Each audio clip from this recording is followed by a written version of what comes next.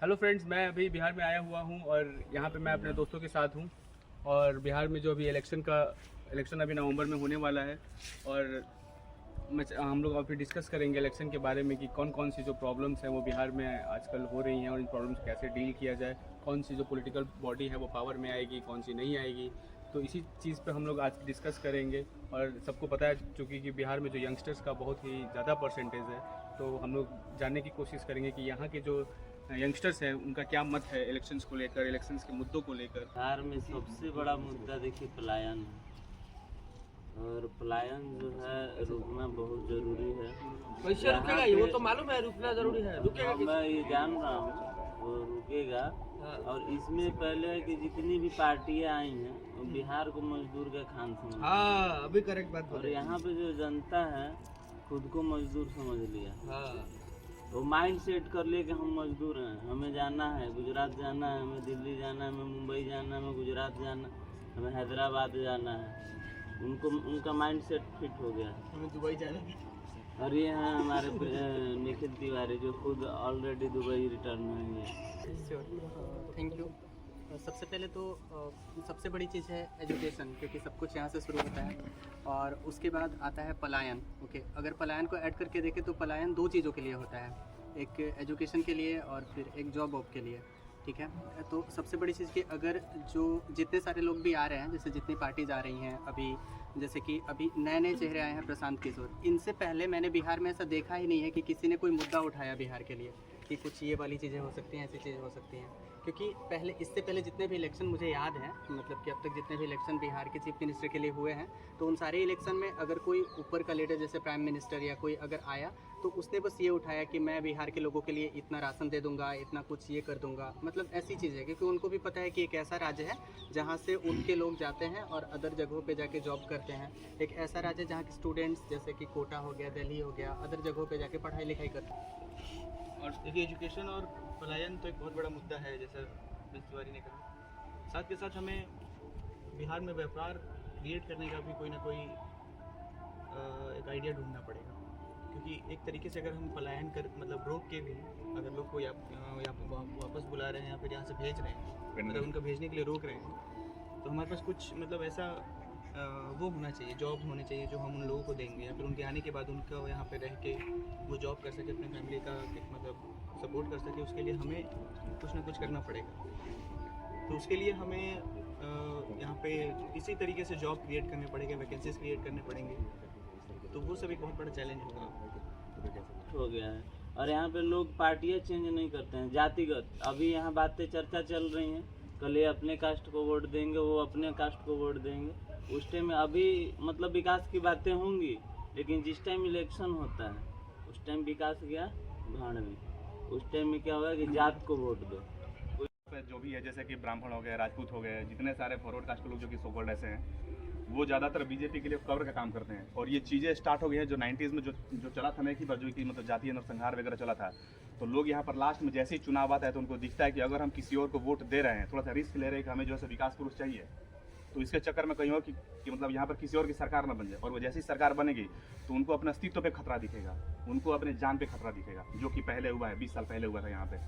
तो लोग इसीलिए लास्ट तक जाके यहाँ पे लोग जातिगत चीज़ों से हट नहीं पाते हैं, यही रीज़न होता है।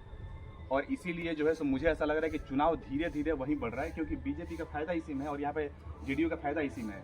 कोई चाहे कितना भी, मैं खुद जो हूँ सो मतलब बिल्कुल चाहता हूँ कि यहाँ पे किसी एक ऐसे मतलब थर्ड आदमी की सरकार यहाँ पे आए, पर नहीं आने के पीछे का रीज़न यही होगा। ठीक है, और बिल्कुल मेरा मानना है कि बिल्कुल ऐसा ही हो रहा है, इसी दिशा में जा रही है। वो चाहे कितना पलायन कर लें, कितना भी आप बोलते हैं यहाँ पे रोजगार नहीं, कितना भी इंडस्ट्री कर लें, लेकिन लास्ट में चूँकि लोगों को लास्ट में अपनी सुरक्षा दिखेगी और लोगों को दिखेगा कि भाई बस मेरा कि मतलब चूँकि मतलब बीजेपी जो है सो इस पार्टी की सरकार है तो उसको बना दिया जाए, और वहाँ पे मतलब जेडीयू वाला कि ऐसे आरजेडी वाले चाहेंगे जो भी कि मतलब बस उन्हीं की सरकार जाए। तो इसीलिए लास्ट में इसी तरीके से जाएगा वो।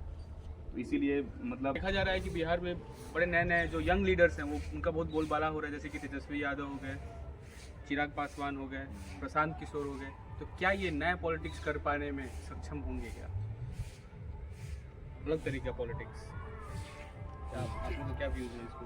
देखिए, जहाँ तक बात रहा प्रशांत किशोर का, वो तो इस चीज़ों में सक्षम है।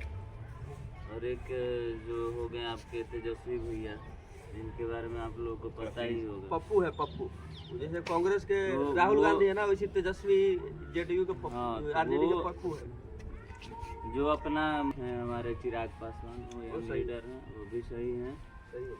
अभी, तो उन्हें हम सपोर्ट कर सकते हैं, जो हमारे बिहार के लिए काम कर सकते हैं, एजुकेटेड भी हैं और बिहार के बारे में ही बातें करते हैं, तो उन्हें हम लोग सपोर्ट कर सकते हैं। हमें तो मतलब गिने चुने 2-3 लोग ही ऐसे दिख रहे हैं जो कि मतलब बिहार के लिए जो यंग मतलब लीडर हैं सही है। यंग लीडर का जो बोलबाला है ऐसा, इस पे इससे पहले जैसे प्रशांत किशोर जो अभी मतलब यंग लीडर के रूप में हम इनको देख सकते हैं, लेकिन इससे पहले जो प्रशांत ये तेजस्वी यादव हो गए या फिर चिराग पासवान हो गए, इनको तो हम देख ही चुके हैं, हमने इनको बहुत दिन से मौके दिए हैं, लेकिन वो चीज़ कहाँ कर पाए जो मतलब, क्योंकि अगर चिराग पासवान की बात करें तो वो ऑलरेडी उनके पिताजी थे, उसके बाद वो भी सेंटर में रहे, ओके, दूसरी बार अभी वो मिनिस्टर हैं, सेंट्रल मिनिस्टर हैं, लेकिन वो बिहार के लिए कहाँ कुछ कर पाए, वैसी चीज़ें जो कि बिहार उनको डायरेक्टली पसंद करे कि हाँ इन्होंने ये चीज़ किया है, ये बिहार से हैं। Tejashwi Yadav deputy chief minister भी रहे हैं और फिर उसके बाद लीडर ऑफ अपोजिशन भी हैं, तो ये ऐसा हम नहीं देख पा रहे हैं किसी भी, जितने भी ऐसे लाइमलाइट में जितने भी लीडर्स हैं, यंग लीडर्स, उनको नहीं देख पाए। रही बात प्रशांत किशोर की, तो मैं ये नहीं कह रहा हूँ कि डायरेक्टली मैं इनको सपोर्ट नहीं कर रहा हूँ, लेकिन अभी इनको हमने नहीं देखा है कि ये कैसा काम करेंगे। इनकी बातों से लगता है कि हाँ ये वैलिड बातें रख रहे हैं, ऐसी चीज़ें अगर ये सारी समस्याओं पे काम किया जाए तो बिहार को हम अलग रूप में देख सकते हैं। मुझे लगता है कि अगर कोई नया चेहरा अगर आता है तो वो कम से कम अपने वादों से कुछ हद तक या कुछ कम कुछ ना कुछ तो करेगा, क्योंकि उसको पता है कि मुझे सरकार में रहना है तो मुझे कुछ करना पड़ेगा। जो पहले से जो चलते आ रहा है 10 साल 15 साल, उनको पता है कि अभी बोल रहे हैं आगे करेंगे, नहीं करेंगे, लोग मेरे पास ही आएंगे लौट के, तो उनके मन में ये खतरा चला गया है कि मैं कभी इस सत्ता से जा भी सकता हूँ। करेगा रे भाई, अरे तोरा क्या बता कि अगर किसी नए चेहरे को अगर मौका दिया जाए तो उनके मन में ये डर रहेगा कि अगर मैं अपने बातों पे अगर अमल नहीं करता हूँ तो हो सकता है कि आगे मुझे मौका ना मिले। हमने बहुत बार मौका देख चुके हैं कि मतलब लोग बातें करते हैं लेकिन वैसा हो नहीं पाता ग्राउंड पे। तो मेरा ऐसा मानना है कि अगर कोई नई मुद्दे और नई चीज़ें उठा रहा है तो मौका देने में कोई गलत नहीं है।